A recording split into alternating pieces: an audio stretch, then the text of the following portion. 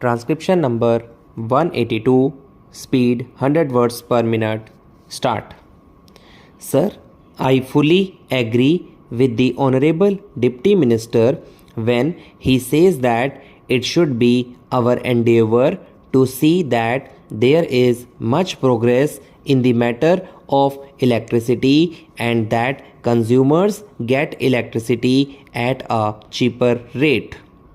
Sir, in our country, with the question of national reconstruction before us and considering the position of our gold reserves, it is very necessary to develop the other sources of power.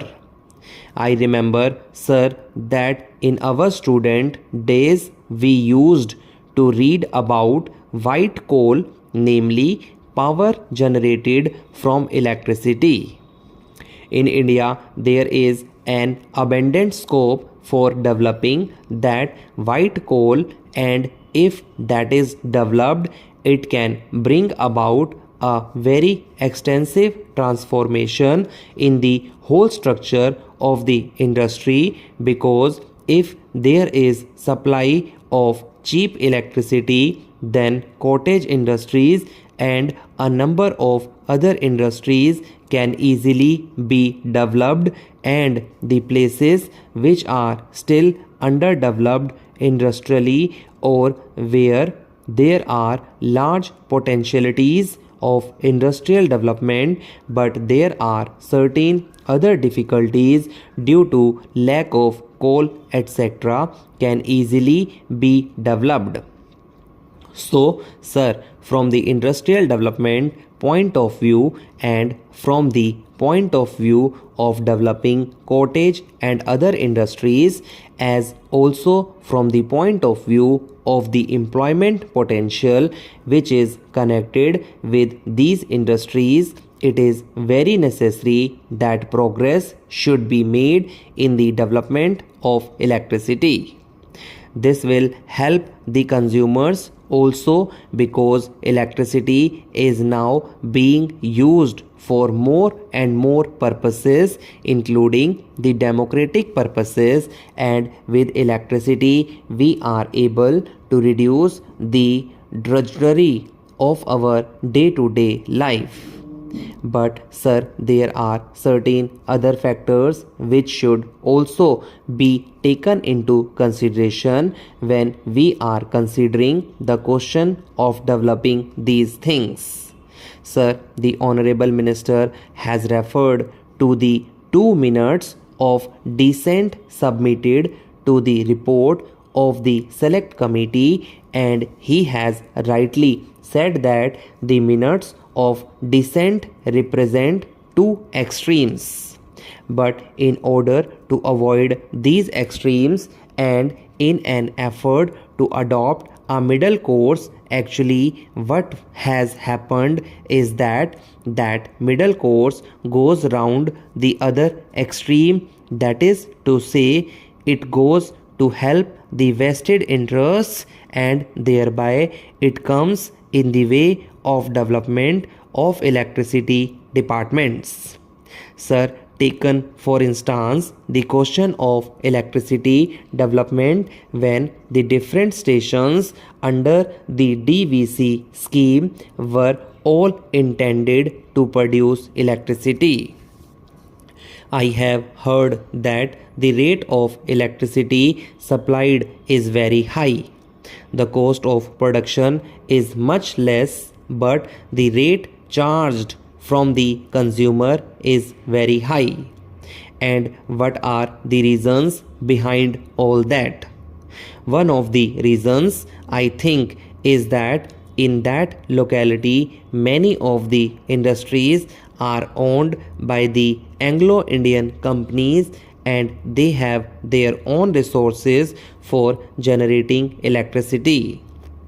So in that whole industrial areas there is no scope for utilizing electricity from that station.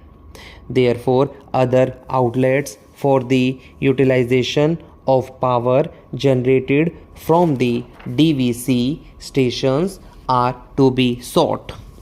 It is no doubt good that there is a proposal to run electric trains over the suburban line to Calcutta.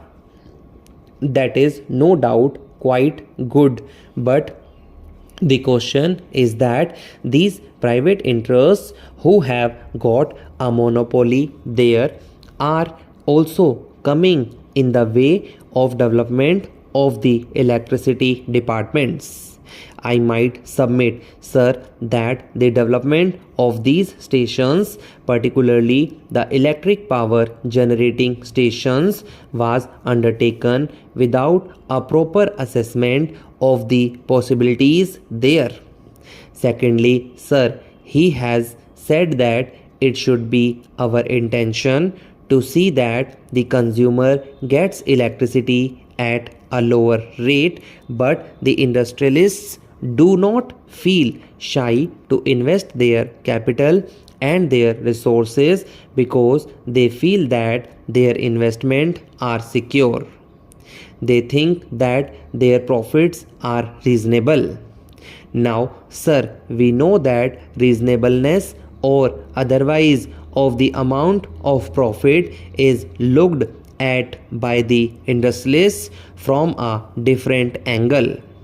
We have to see what is reasonable from the point of view of the nation or from the point of view of the consumers, and what is reasonable from the point of view of the nation is not reasonable from the point of view of the industrialists. So, in a concern like this, in an undertaking like this, which is a public undertaking, the consideration of what is reasonable from the point of view of industrialists should not be the prime consideration. The prime consideration should be the development of electricity undertakings and making electricity available to the consumers at a cheaper rate. In the Calcutta area, sir, the supply of electricity is in the hands of the General Electric Company. Its period of license has been extended further, and the government proposes to supply electricity from DVC to Calcutta and the other area through that company. I do not understand this procedure itself. I feel that in the case of this vital sector, any control by such companies like to General Electric Company is detrimental to the further development of this process.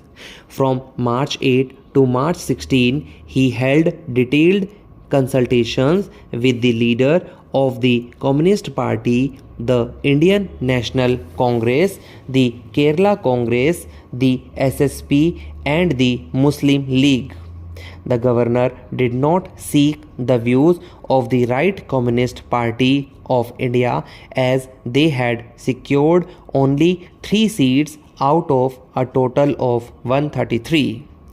The position that emerged from these consultations briefly was that although it was possible for him to negotiate with the various groups and individual legislators and evolve the basis on which a non-Congress government could be formed, the leaders of Kerala Congress and Muslim League made it clear to the governor that they would not join or support any ministry that might be formed or sponsored by the communists.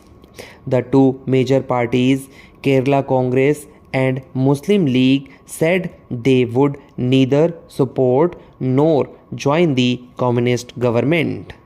Therefore, they could not work with the support of these two. So far as the Congress was concerned, its attitude was that it would act as a constitutional opposition.